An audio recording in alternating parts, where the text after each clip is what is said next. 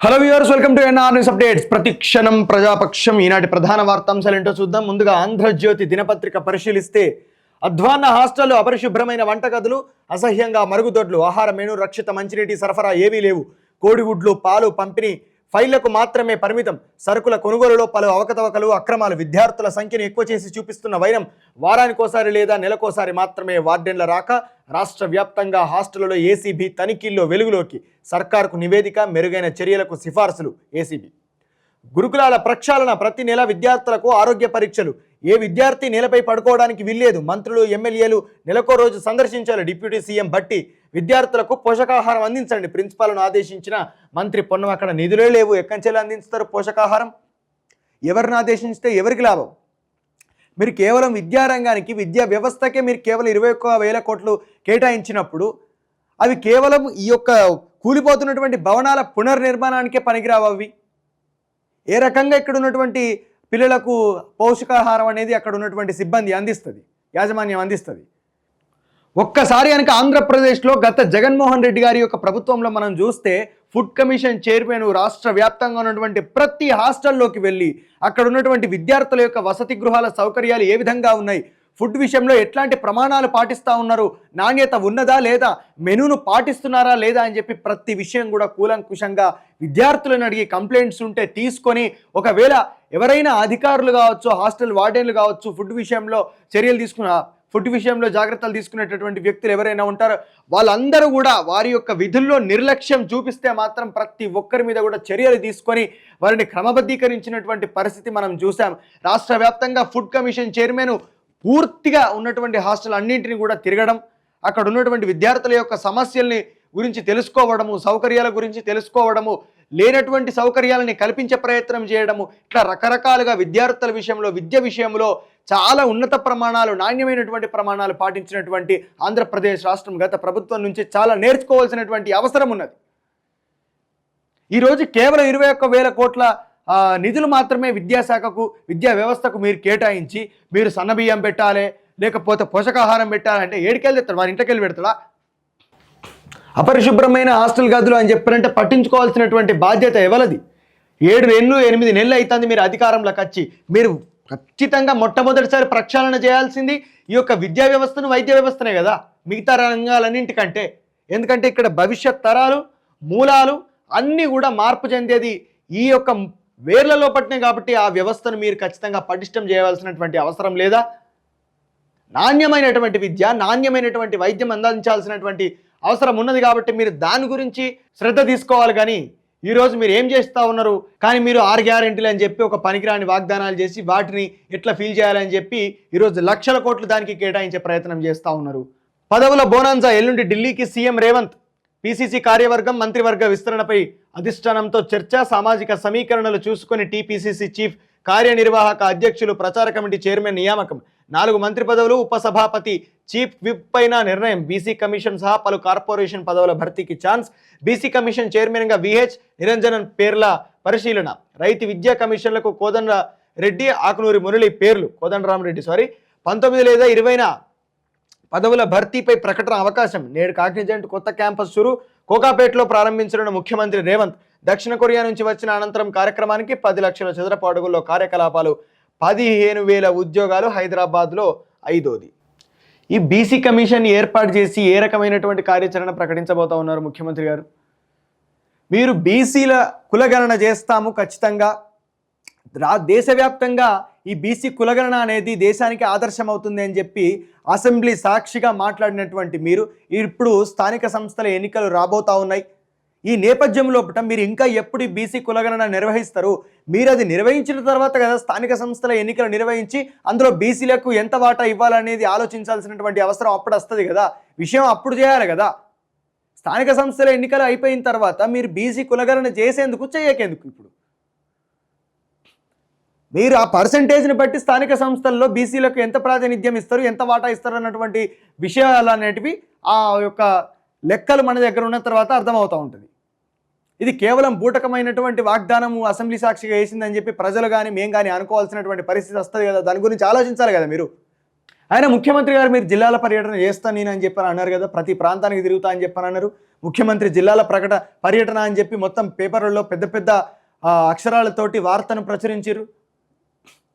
ఏ జిల్లాలో ఉన్నదో అమెరికా? ఏ జిల్లా? ఢిల్లీ ఏ జిల్లాలో ఉన్నదో మరి? ఎస్సీ వర్గీకరణపై అందరితో చర్చించాకే నిర్ణయం, కాంగ్రెస్ ప్రధాన కార్యదర్శి కేసీ వేణుగోపాల్. సెబీ చీఫ్ అదానిపై 22న కాంగ్రెస్ దేశవ్యాప్త ఉద్యమం, ఈడీ కార్యాలయాల ఘెరావ్, షేర్ మార్కెట్ స్కామ్లో మోదీకి పూర్తి పాత్ర, కుల గణనపైన విస్తృతంగా ప్రజల్లోకి ఖర్గే. మరి చాలా అంశాల మీద కాంగ్రెస్ తన యొక్క ఉద్యమాన్ని బలోపేతం చేయబోతున్నట్టుగా మనకి ఇక్కడ చదువుతున్నటువంటి వార్తల ద్వారా అర్థమవుతోంది. మంత్రి తుమ్మల కంటతడి, హరీష్ విమర్శలతో మనస్తాపం, ప్రజల కోసం పనిచేస్తా, పబ్లిసిటీ కోసం కాదు. సీతారామ ప్రారంభానికి మీరు రండి, ప్రజాస్వామ్యంలో నీది నాది ఏది లేదు, అంతా ప్రజలదే, మీ తప్పిదాలను మాకు అంటగొట్టద్దు. తుమ్మల. సీతారామ 2026 ఆగస్టు 15 కల్లా పూర్తి, బీఆర్ఎస్ హయాంలో 39% పనులే పూర్తయ్యాయి. రేపు సీఎం చేతుల మీదుగా 3 పంప్ హౌజులు, రాజీవ్ లింక్ కెనాల్ ప్రారంభం. మంత్రి ఉత్తమ్. ఖమ్మంతో పెట్టుకోవద్దు, ఎంత తక్కువ గోక్కుంటే అంత మంచిది. మంత్రి పొంగులేటి మీడియాతో మాట్లాడుతున్నటువంటి తుమ్మల. కంటతడ్లు పెట్టుకుంటే కంటతడ్లు ప్రజలు పెట్టుకోవాలండి, మీరు కాదు. ఇక్కడ దరిద్రం ఏంటంటే మన దేశంలో పట్ల నాయకుల మీద సింపతి రావడం. 100,000 కోట్లు సంపాదించుకుంటూ, అధికారాన్ని అనుభవించుకుంటూ, హోదాను అనుభవించుకుంటూ, పదవులను అనుభవిస్తున్నటువంటి నాయకులకు ప్రజల నుంచి సింపతి వచ్చి అబ్బాయి ఎంత కష్టపడతాడు, నీ అసొంటి కష్టం ఎవరికి రాలే, అసలు నీ అసొంటి కష్టం పగోనికి కూడా రావద్దన్నటువంటి ఉద్దేశంతో ప్రజలు ఫీల్ అవ్వడము, ప్రజలందరూ కూడా ఈ విధంగా నాయకుల మీద సింపతి తెచ్చుకోవడము, వాళ్ళు కంటతడి పెట్టడం. కొన్ని లక్షలాది మంది ప్రజలు ఓట్లు వేస్తే గెలిచినటువంటి నాయకులు నిజంగా కంటతడి పెట్టుకుంటారా అండి? ఏడవచ్చునా ఎక్కడన్నా? ఆ రకమైనటువంటి భావోద్వేగానికి ప్రజలను గురి చేసి అటు సింపతి తెచ్చుకొని ఈ విధమైనటువంటి ఒక ఎమోషనల్ బ్లాక్మెయిల్ తోటి నడిచేటటువంటి రాజకీయము, ఈ మతభావజాలంతో ఉండేటటువంటి రాజకీయం, ఇవి ఏవి కూడా ఆరోగ్యకరమైనటువంటి రాజకీయాలు కావు. ఇవి ఒక శాస్త్రీయబద్ధమైనటువంటి ఆలోచనలతో ఉండే రాజకీయాలు మాత్రమే ప్రతి ఒక్కరికి కావాలి. ఆరోగ్యకరమైనటువంటి రాజకీయాలు చేయాలి. ఇప్పుడు ఈరోజు మీరు సీతారామ ప్రాజెక్ట్ కంప్లీట్ అయిపోతుంది, 26 కల్లా కంప్లీట్ అవుతుందని చెప్పి మేము మొదలుపెట్టిందే మేము అని చెప్పి బీఆర్ఎస్ మీరు వాదులాడుకున్నాడు కాదు. ఆ క్రమముల ఏ ప్రభుత్వం ఉన్నప్పటికీ కూడా ప్రజలకు ప్రయోజనం చేకూర్చేటటువంటి ఏ పని చేసినప్పటికీ కూడా ఆ చేసినటువంటి వ్యక్తులను ఎవరు చేస్తారనేది ప్రజలకు తెలుసు. కాబట్టి ఎవరిని కూడా ప్రజలు మర్చిపోయే ప్రయత్నం చేయరు. కానీ దాన్ని అడ్డం పెట్టుకొని ఈరోజు ఈ ఎమోషనల్ రాజకీయాలను చేయడము, ఈ ఎమోషనల్గా ప్రవర్తించి ప్రజల దగ్గర ఒక రకమైనటువంటి సానుభూతిని పొందే ప్రయత్నం చేయడం అనేది ఎట్టి పరిస్థితుల్లో కూడా అది ప్రశంసనీయం కాదు. దయచేసి ఇట్లాంటి ఎమోషనల్ బ్లాక్మెయిల్స్ అనేది డెఫినెట్గా రాజకీయ నాయకులు ప్రదర్శించే ప్రయత్నం చేయొద్దు. ఎందుకంటే మీరు చేసేటటువంటి అక్రమాల దగ్గర నుంచి ప్రతి ఒక్క విషయం ప్రజలు గమనిస్తూ ఉన్నారు, మీడియా గమనిస్తూ ఉన్నది, దేశ ప్రజలందరికీ కూడా తెలుసు. ప్రతి రాజకీయ నాయకుడు ఖచ్చితంగా తన యొక్క సెక్యూరిటీని చూసుకుంటాడు అన్నటువంటి విషయము. కాబట్టి ఇట్లాంటి పనులు చేయొద్దండి. మీరు సీతారామ ప్రాజెక్టు గురించి మాట్లాడడం కాదు, ధరణిని పూర్తిగా ప్రక్షాళన చేస్తామన్నటువంటి మాటలు మాట్లాడడం కాదు, ప్రజలకు ఏదో న్యాయం చేస్తామన్నటువంటి మాటలు మాట్లాడడం కాదు. ఈ రోజుకి కూడా అక్కడ ఉమ్మడి ఆదిలాబాద్ జిల్లాలో ప్రాణహిత చేవెళ్ళ నది మీద మొన్న మీరే ప్రకటించారు, ఈ యొక్క తుమ్మిడిహెట్టి ప్రాజెక్టును మేము పునరాలోచిస్తాము, దాని గురించి దాని నిర్మాణంలో అని చెప్పి మాట్లాడిరు, మీరు ఇనిషియేటివ్ తీసుకుంటా అని చెప్పి ప్రకటించారు. అది పేపర్లో మేము కూడా వార్తను చదివినటువంటి పరిస్థితి. ఇప్పటికీ కూడా ఆ ప్రాజెక్టు కట్టడానికి చేసినటువంటి భూసేకరణ ఏదైతే ఉందో దాంట్లో నష్టపోయినటువంటి భూ నిర్వాసితులకు ఇంతవరకు న్యాయం జరగలేదు. ఆ ప్రాజెక్ట్ కూడా కంప్లీట్ కాలేదు. ప్రాజెక్ట్ కంప్లీట్ అయితే ఓకే, నష్టం లేదు, నయమే. కానీ అక్కడ ఆ యొక్క ప్రాజెక్ట్ కట్టడానికి భూములు కోల్పోయినటువంటి ప్రతి ఒక్కరికి కూడా న్యాయం చేయవలసినటువంటి అవసరం ఉన్నది. కాబట్టి దాన్ని దృష్టిలో పెట్టుకోండి. మీరు పునరాలోచించడం కాదు, హైకోర్టులో కేసు మగ్గుతాంది కదా, మాకు సంబంధం లేదని చెప్పే మాటలు మాట్లాడితే మాత్రం నిజంగా మర్యాదగా ఉండదు. ఈ యొక్క ప్రభుత్వానికి మేము చాలా రిక్వెస్టబుల్గా వినవించుకుంటా ఉన్నాము, మా యొక్క వినమ్రంగా ఈ యొక్క రిక్వెస్ట్ను చేస్తూ ఉన్నాము. ప్రతి ఒక్కరికి కూడా న్యాయం జరగవలసినటువంటి అవసరం ఉన్నది. అక్కడ ఉన్నదంతా కూడా ఆదివాసీ బిడ్డలు, కాబట్టి వాళ్ళకు ఖచ్చితంగా న్యాయం జరగాలి. ఇంతవరకు కూడా హైకోర్టు దాని మీద ఎటువంటి నిర్ణయం తీసుకోలేదు. కాబట్టి ప్రభుత్వం ఇనిషియేటివ్ తీసుకోవాలి. అక్కడ భూమిని కోల్పోయినటువంటి ప్రతి ఒక్కరికి కూడా న్యాయం చేయవలసినటువంటి అవసరం ఉన్నదని చెప్పి సందర్భంగా తెలియజేసుకుంటున్నాం. పర్యాటక హోటళ్లు ప్రైవేట్కు, పర్యాటక శాఖ ఆధ్వర్యంలో ఉన్న హోటల్లోకి నాసిరకంగా సదుపాయాలు, వాటిని మెరుగుపరిస్తే టూరిస్టుల సంఖ్య పెరుగుతుందన్న యోజనలో సర్కారు సుమారు 35 ఆస్తులకు లీజులు ఇవ్వడంపై కసరత్తు. ఆందోళనలో సంస్థ ఉద్యోగులు. ఇప్పటికే లీజుకి ఇచ్చిన వాటిలో 400 కోట్లకు చేరుకున్న అద్దె బకాయిలు. రాజకీయ సిఫార్సులతో లీజు దక్కించుకున్న సొమ్ము చెల్లించని బడాబాబులు. అసలు తెలంగాణ రాష్ట్రంలో అంత పెద్ద టూరిస్ట్ స్పాట్లు ఏమున్నాయి? అక్కడ వికారాబాదు అడవి అనేది చాలా గొప్పగా ఉన్నటువంటి టూరిస్ట్ స్పాట్, హైదరాబాద్కి చాలా దగ్గర ఉన్నటువంటి పరిస్థితి. అక్కడనే దాదాపు 12 లక్షల చెట్లను నరికేసి అక్కడ ఏదో నేవీ కారిడార్ నిర్మిస్తామని చెప్పి ప్రభుత్వం దొంగచాటుగా ఈ పనులు చేస్తూ ఉంటే ప్రశ్నించే నాదుడు లేడు దాన్ని. ఏసీబీ వలలో అదనపు కలెక్టర్ నిషేధిత జాబితా నుండి 14 గుంటల భూమి తొలగించేందుకు 8 లక్షల డిమాండ్. డబ్బు తీసుకోవాల్సిందిగా సీనియర్ అసిస్టెంట్ను పురమాయించిన భూపాల్ రెడ్డి. రంగారెడ్డి జిల్లా అదనపు కలెక్టర్ నిర్వాకం. రెడ్ హ్యాండెడ్గా అసిస్టెంట్ పట్టివేత, ఆపై అదనపు కలెక్టర్ను చాకచక్యంగా పట్టుకున్న ఏసీబీ అధికారులు. ఆయన నివాసంలో సోదాలు. 16 లక్షల ఆస్తిపత్రాలు జప్తు. అదే అన్నమాట. 40% మందికి రుణాలు మాఫీ కాలేదు. 2 లక్షలు ఒకేసారి మాఫీ చేస్తామని ఇప్పటికే చేయలే. మల్కాజిగిరి ఎంపీ ఈటల రాజేందర్ విమర్శలు. రైతు సమస్యలపై రచ్చబండ నిర్వహిస్తామని వెల్లడి. కాంట్రాక్టు సంస్థ నిర్లక్ష్యంతోనే సుంకిశాల ప్రమాదం. అయినా ప్రభుత్వం దానిని వెనకేసుకొస్తోంది. బీజేపీ శాసనసభాపక్ష నేత ఏలేటి మహేశ్వర్ రెడ్డి. రుణమాఫీ మరి మీరు చేస్తారా? మీరు చేసే అవకాశం ఉందా? అసలు కనీసం ₹1 కూడా బడ్జెట్ కేటాయించలేదు. దాని గురించి మీరు ఎప్పుడన్నా ప్రశ్నించిరా? మీడియా ముంగడికి వచ్చి మాట్లాడిరా? నిజంగా కేంద్ర ప్రభుత్వం రాష్ట్రానికి చాలా అన్యాయం చేసింది, తీవ్రమైనటువంటి అన్యాయం చేసింది. 4 రాష్ట్రాలకని చెప్పి ఏడాయన గలం విప్పిరా మీరు? పోని పార్లమెంటుకు పోయి మీరు ఈ విధంగా ప్రవర్తించడం కరెక్ట్ కాదండి, మాకు ఇటువంటి సమస్యలు ఉన్నాయి, ఇక్కడ ఉన్నటువంటి హామీలు నెరవేర్చడానికి కూడా అవి సరిపోవు, కాబట్టి దయచేసి కేవలం రాష్ట్రంలో ఉన్నటువంటి ఆదాయం మాత్రమే కాదు, మాకు కేంద్రం నుంచి కూడా మేము ఇచ్చినటువంటి హామీలను నెరవేర్చడానికి, ప్రభుత్వం ఇచ్చినటువంటి హామీలు నెరవేరడానికి, ప్రజలకు ప్రయోజనం చేకూరడానికి ఖచ్చితంగా మాకు నిధులు కేటాయించబడాలి, ఎందుకంటే గత ప్రభుత్వం ఇచ్చినటువంటి హామీలు కూడా నెరవేర్చబడలేదు అని చెప్పి మీరు ప్రశ్నించిరా?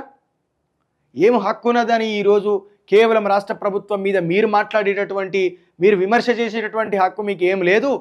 దయచేసి మీరు ఈ విధమైనటువంటి, మీరు సైలెంట్గా ఉన్నారు కదా ప్రతి విషయంలో, అట్లే ఉండరు. 8 మంది ఉండని, 18 మంది ఉండని, 180 మంది ఉండని, మీరు సైలెంట్గానే ఉండాలి. మిమ్మల్ని ప్రజలు గుర్తించద్దు. మీరు అట్లే ఉండరు, వాళ్ళు అట్లే ఉంటారు. మేము అర్థం, మేము చేస్తాం.